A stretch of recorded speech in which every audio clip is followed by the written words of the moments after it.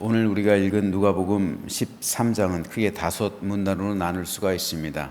1절에서 9절까지는 회개치 않는 자들에 대한 멸망을 경고하고 있고, 10절에서 17절은 안식일의 취로 인한 세 번째 안식일 논쟁을 기록하고, 18절에서 21절은 하나님 나라에 관한 겨자씨와 누룩의 비유를, 22절에서 30절은 구원을 얻은 자의 많고 적음에 대한 예수님의 교훈을, 마지막으로 31절에서 35절은 헤롯에 대한 공개적인 주님의 책망 및 예루살렘을 향한 멸망을 예언하고 있습니다.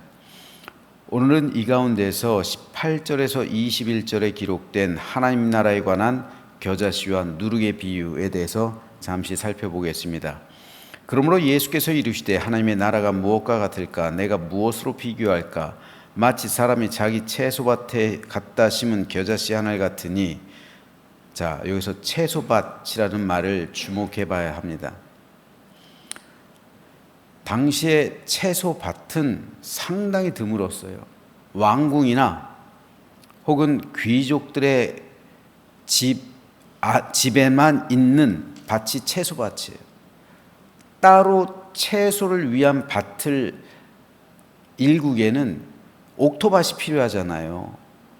그런데 이 옥토밭을 만들기란 상당히 어려운 일이에요. 쉽지 않은 일입니다.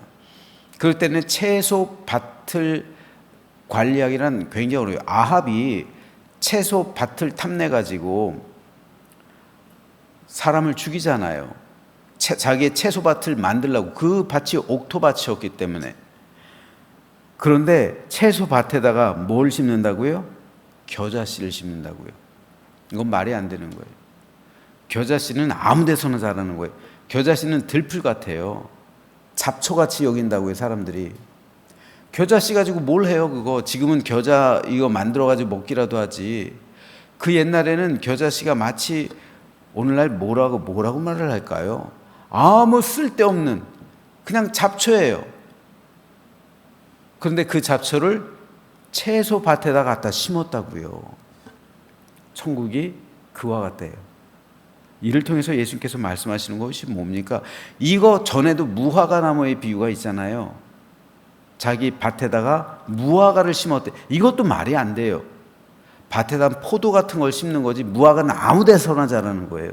무화과를 따로 밭에다 심고서 그걸 가꿀 이유가 없어요. 무화과는 막 자라요. 그냥 들판에서 그냥 자라는 나무가 무화과인데 그거를 무화과 밭은 지금은 말이 되지만 옛날에는 팔레스타인 지역에서는 그러지 않아요. 포도밭이라면 말이 되죠. 하지만 무화과 밭이라는 건 없어요. 하나님 나라가 이와 같대요. 하나님 나라가 자기의 그 채소밭에다가 겨자 씨를 뿌려 놓고 겨자를, 그러니까 값없이, 그 하나님 나라는 가치가 없는 자들이 와서 생명을 얻고, 그리고 아무것도 아닌 자들이 하나님의 자녀가 되는, 그것을 가장 먼저 예수께서 말씀하시는 거예요. 그러므로 너희는 너희가 구원받을 그러한 귀한 존재가 돼서 너희가 구원받는 게 아니라는 거예요. 너희는 아무것도 아니지만 전적으로 하나님의 은혜로 너희가 하나님의 자녀가 되었다는 거예요. 이스라엘 백성에게 먼저 그걸 가르치시는 겁니다. 그런데 너희가 뭐가 그리 대단하기에, 너희들이 뭐가 그렇게 잘났기에, 너희가 뭐가 그리 귀중하기에 너희는 너희 스스로를 옳다 인정함 받으며 너희가 너희를 스스로 높이는 삶을 살아가느냐, 이것을 주님께서는 먼저 책망하고 있는 거예요. 그래서 하나님의 나라는 자기 밭에, 그 천국이라는 귀한 땅에다가 너희는 겨자씨보다도 못한데 너희를 불러 모았다는 겁니다. 무화과 나무도 마찬가지예요. 어떤 그 포도원 주인이, 어떤 옥토밭을 가진 주인이 무화과 나무를 자기 밭에다 심겠느냐는 거예요. 더군다나 3년을 기다리죠. 무화과 나무는 보통 3년이 지난 다음에나 이게 열매를 구할 수 있는데, 3년 후에 열매를 구하러 왔더니 3년 동안 맺잖아요. 그럼 6년 지났죠. 다음에 안식년이죠. 근데 또 거름을 주겠다. 무화과 나무에다 누가 거름을 줘요? 이렇게 너희를 길이 참았는데 너희들은 지금 열매 맺는 것이 아무것도 없지 않느냐. 이것이 예수님의 책망 말씀이에요. 특별히 하나님의 나라, 이 복음을 주님께서는 두 가지로 말씀하시는데, 첫째, 겨자씨 같다는 거예요. 겨자씨는 볼펜으로 점 하나 딱 찍었을 때 그 크기예요. 굉장히 작습니다. 볼펜의 점, 딱 볼펜으로 하나 딱 찍었을 때 그 크기밖에 안 되는데, 이게 자라면 1m에서 3m 정도로 자란대요. 그래서 새들이 겨자나무 위에 깃들이며 살아간다는 겁니다. 즉 하나님 나라는 볼품이 없이 시작했지만 나중엔 심히 창대하게 될 것이라는 욥기서의 말씀을 실현하는 거예요. 실제로 이 땅에 하나님 나라를 임하게 한 예수님은 낮고 천한 모습으로 태어나셨습니다. 주님은 예루살렘이 아니라 나사렛이라는, 여러분 나사렛이라는 지명은요 구약 성경에 단 한 번도 등장하지 않아요. 그런데 이곳에서 주님은 자라셨어요. 왕궁이 아니라 초라하고 가난한 집에서 사셨습니다. 아버지를 일찍 잃었어요. 육신의 아버지를요. 요셉은 일찍 죽었죠. 소년 가장이 되었단 말입니다. 공생의 직전까지 식솔들을 먹여 살리셨어요. 정규 교육 받지 못하셨습니다. 어떤 권력, 명예, 권세도 없었어요. 부도 없었습니다. 주님은 한평생 가난하고 초라한 모습으로 살아가셨습니다. 죽을 때도 세상에 남기신 게 없어요. 예수님의 제자들 역시 배움이 짧은 사람이 대부분이었고, 세리와 창녀 같은 죄인들을 제자 공동체로 맞아주셨습니다. 아무도 주님과 예수님의 공동체가 세상을 변화시킬 것이라고 해서 예상하지 않았어요. 주님의 공동체는 마치 한 톨의 겨자씨 같았습니다. 그런데 그렇게 시작한 하나님 나라가 불과 수십 년 만에 로마 제국에 급속히 퍼져들어요. 300년이 채 되지 않아서 로마 제국의 국교가 됩니다. 그리고 지금 기독교는 세계 최대 종교가 됐어요. 겨자씨 한 알이 예수 그리스도의 그 십자가에 있는 복음의 능력이 이렇듯 놀랍도록 역사하는 힘이 있다는 겁니다. 다음으로 예수님은 복음에 대해서 복음 마치 누룩과 같다 말씀하십니다. 누룩은 조금만 넣어도 급속히 퍼져서 밀가루 전체, 반죽 전체에 퍼지죠. 그래서 부풀리게 합니다. 이처럼 복음도 한번 전해지면 개인이나 사회를 막론하고 급격한 변화를 일으킵니다. 복음을 받아들인 사람들, 복음을 받아들인 나라와 민족 어떻게 됩니까? 삭개오의 삶을 보십시오. 죄인의 대명사였던 세리가 변해서 신실한 그리스도인이 되잖아요. 창녀가 변해서 주님의 제자가 되잖아요. 사회적으로도 마찬가지입니다. 우상의 도시였던 에베소의 복음이 전해지니까 사람들이 우상을 버려요. 마술책을 모조리 불태워버립니다. 죄악의 온상이 복음의 교두보가 돼버려요. 우리나라도 역시 복음이 들어온 이후로 미신과 유교적 인습을 타파합니다. 음주와 도박이 일상이던 농촌이 변해요. 첩을 두던 사람들이 건전한 가정을 꾸리게 되고요. 학교가 세워지고 교육을 받게 되므로 사람들의 지적인 수준이 높아지고, 병원이 세워짐으로 건강을 회복하고, 교회가 세워짐으로 세상의 악들과 사회의 부조리가 사라지게 됩니다. 복음이 누룩처럼 퍼졌기 때문에 한국 사회가 복음화된 거예요.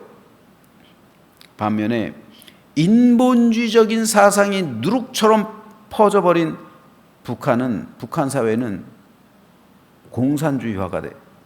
결국은 독재가 돼버리잖아요. 지금은 독재조 아니에요. 북한은 이건 독재를 넘어선 이건 왕조잖아요. 왕조. 김씨 왕조가 돼버리잖아요.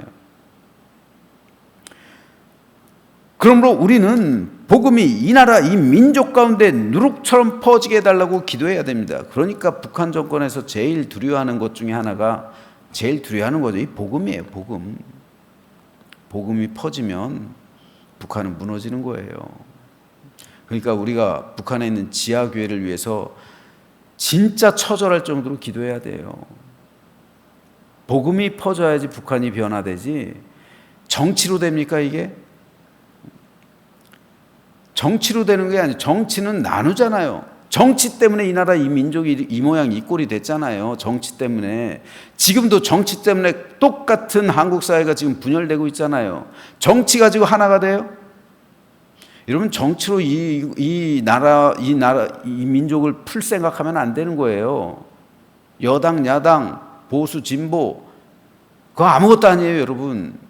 정치로 이 나라 이 민족 풀 생각하지 마시고요. 교회에서 정치 얘기하지 마세요. 정치 얘기하면 싸움만 나요. 교회에서는 복음을 얘기하죠. 복음을. 이 나라 이 민족이 변하는 건 복음으로 변하는 거지 정치로 변하는 게 아닙니다. 정치 때문에, 사상 때문에 북한과 한국 사회가 이렇게 6.25가 퍼지고 지금 한국 사회에서도 이런 분란이 있잖아요. 정치 가지고 사회가 변하는 게 아닙니다. 복음으로 사회가 변하는 거예요.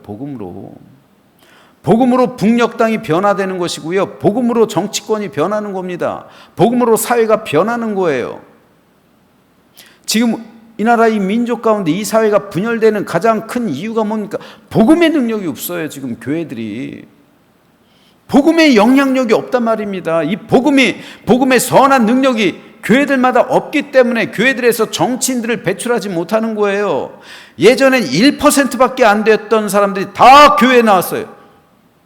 YMCA. 다 교회에 소속된 사람들, 그 청년들이 정치권으로 가니까 이 나라, 이 민족 가운데 희망이 생겼잖아요. 그런데 지금은 예전에 1%밖에 안 됐던 기독교가 한국 사회를 변화시켰어요. 이게 복음의 능력이거든요. 그런데 지금은 30%가 넘는 사람들이, 이건 말이 안 되는 거예요. 복음의 능력이 없는 거예요, 교회에서. 그만큼 교회는 순수한 복음의 능력을 잃어버렸다고요. 복음으로만 사회가 변화되는 겁니다. 복음으로만 북녘 땅이 변화되는 거예요. 복음으로만 이 나라 이 민족이 평화 통일을 하는 거예요. 복음으로만 이 사회가 변하는 겁니다. 복음으로만 정치권이 변하는 겁니다. 복음으로만 사회, 경제, 역사, 문화 모든 것이 다 변하는 거예요. 그러므로 우리는 이 나라 이 민족 가운데 복음이 누룩처럼 퍼지게 해달라고 기도해야 합니다. 그리고 이것은 오늘 우리 삶도 마찬가지예요. 우리 삶 가운데 여러 가지 문제, 해결할 수 없는 아픔, 고통, 괴로움, 낭망, 좌절, 절망, 이런 상황이 우리가 살아가다 보면 닥칠 수밖에 없어요.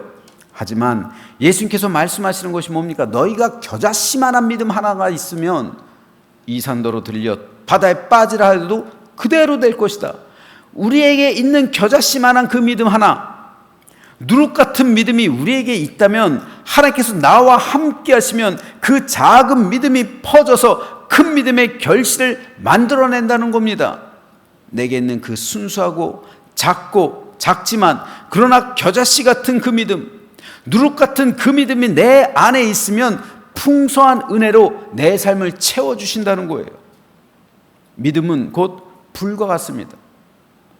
성령의 불길이 작은 것이었지만 그 불길이 예루살렘 교회에 임했을 때 전 세계를 태워버리는 거예요. 성냥개비는 작은 불이에요. 그러나 작은 불 하나가 온 산을 태워버리잖아요. 우리의 믿음 겨자씨만, 예수님의 말씀처럼 겨자씨 같은 믿음이 너희 안에 있어도 그 믿음이 자라면 우리를 살라버리고 그리고 우리 삶에 있어서 풍성한 열매를 맺게 한다는 그 믿음처럼 오늘 우리가 그 믿음을 갖고 있다면, 그리고 그 믿음을 붙들고 하나님께 기도한다면 하나님께서 그 믿음으로 역사하셔서, 그러니까 내 안에 겨자씨만한 그 씨앗이 심기는 게 어려운 것이지 일단 내 안에 심기면은 그 겨자씨만한 그 믿음이 나를 역사하셔서 하나님께서 그 믿음을 역사하시고 주관하시고 인도하시고 함께 하셔서 크고 풍성한 은혜의 결실을 맺게 하실 줄로 믿으시기를 주님의 이름으로 축복합니다. 그래서 신실한 믿음 가지고요. 여러분, 내가 예수님께서 말씀하시잖아요. 너희 안에 겨자씨만한 믿음 하나 있어도 이 산더러 들려 바다로 던지려면 그대로 될 것이다. 우리에게 그 믿음이 있잖아요, 여러분. 그 믿음 가지고 기도하십시오. 그 믿음 가지고 여러분의 삶의 문제를 가지고 기도하세요. 그러면 모든 어려움, 불가능할 것처럼 보이는 그 모든 것도 하나님께서 다 해결해 주신다는 이 믿음 가지고 오늘도 믿음으로 승리하는 우리 모두가 되시기를 주님의 이름으로 축원합니다.